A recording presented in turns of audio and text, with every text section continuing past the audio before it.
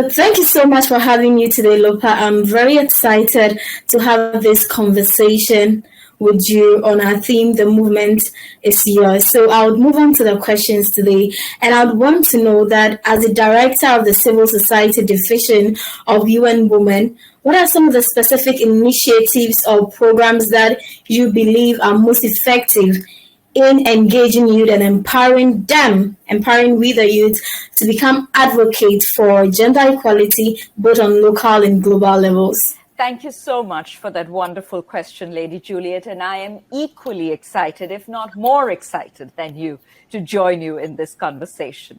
And for I believe that what is crucial to have young people joining the gender equality movement and to be gender equality advocates and leaders is initiatives and platforms that center stage their leadership, their agency, and their decision-making abilities. And that is what is crucial in order for young people to be able to drive the gender equality agenda.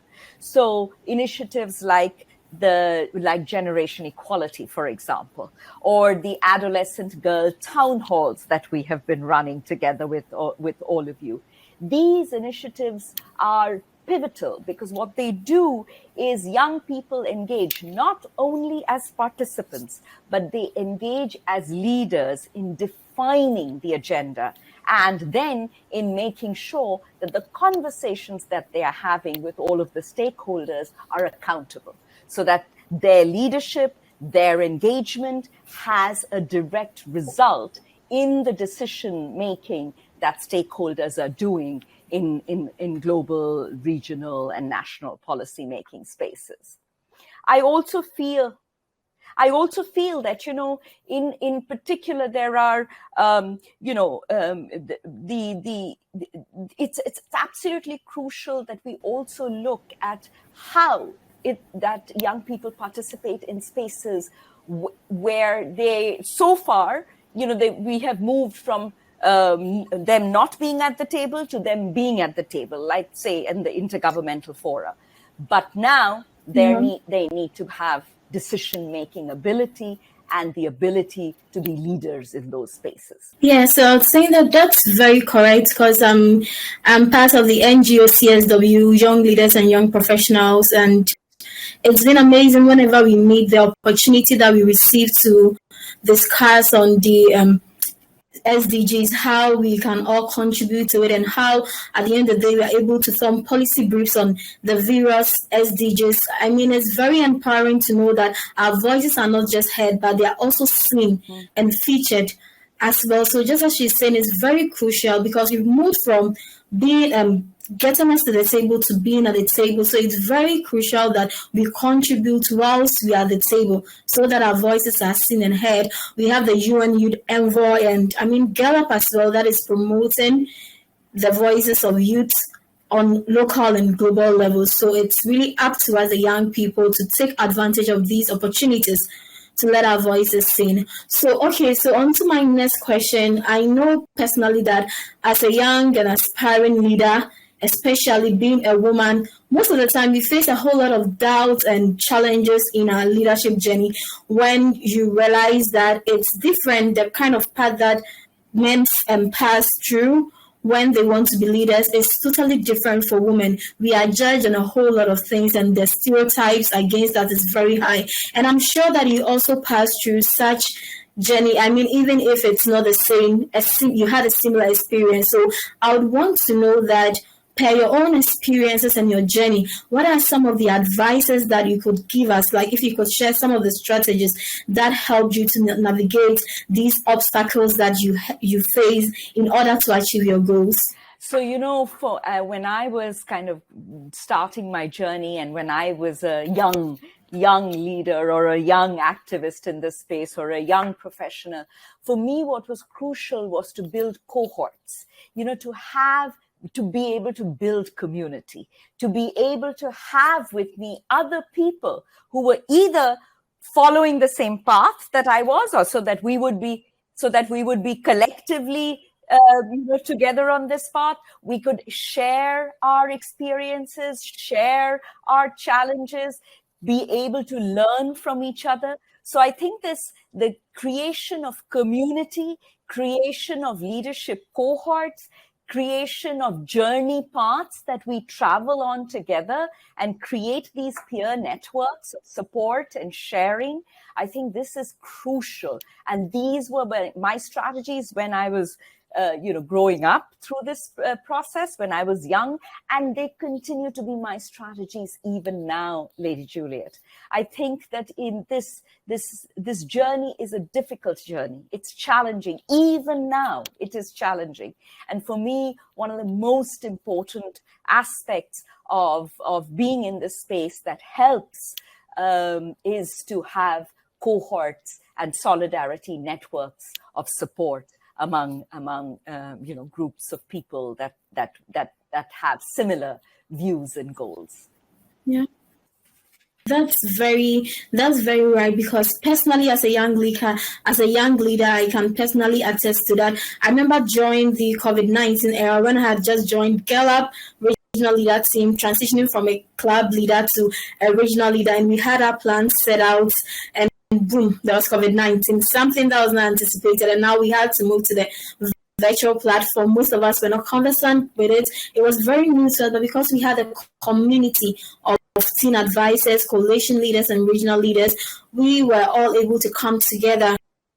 I remember in Sub-Saharan Africa, all the regional leaders came together and said, listen, we are going to have various Zoom discussions with people. So you identify 2 people in your country for me. I also identify people in my country for you. I'll speak to them and we host them on a Zoom platform. And we are going to moderate tentatively so that everybody has a chance to do something. And it was very great. After that, I was empowered to that and I was able to host the Unraveling Virtual Youth Summit, where we raised about 180 young people across Africa on 3-session basis, and the impact that it had was something that was very surprising to me as someone who had just joined in as a regional leader and wasn't conversant with a virtual platform. So I can personally attest to how communities, empower us and bring out the best in us as young people. And also, I would want to know how you perceive the role of youth advocacy in the fight for gender advocacy, in the fight for gender equality, and then some of the specific contributions that you believe that we, the young activists, bring to the table. I think that young people, when they are part of the gender equality agenda, their ambition setting for the agenda is much higher. And so that's what moves the needle forward. So, for example, in generation equality, the presence of young people at the table, including, for example, in the Feminist Action for Climate Justice Action Coalition, as leaders in all of the action coalitions, in the Bodily Autonomy Action Coalition, in the Economic Justice and Rights Action Coalition, but particularly in the Climate Justice Action Coalition, in the Bodily Autonomy Action Coalition, their leadership, the presence of young people at the table, drove the ambition for these action coalitions much, much higher. Also, the advocacy of young people, for example, the manner in which young people advocated for CSW, that is what led for the first time to have an interactive dialogue with young people as part of the official session, because of the consistent advocacy, relentless drive of young people driving this.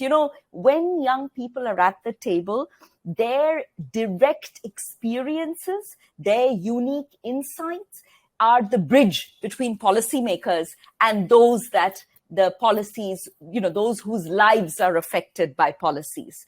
So the young people bring that bridge, are able to, through their lived experiences, bring that to the table. And so their advocacy is so much more, grounded.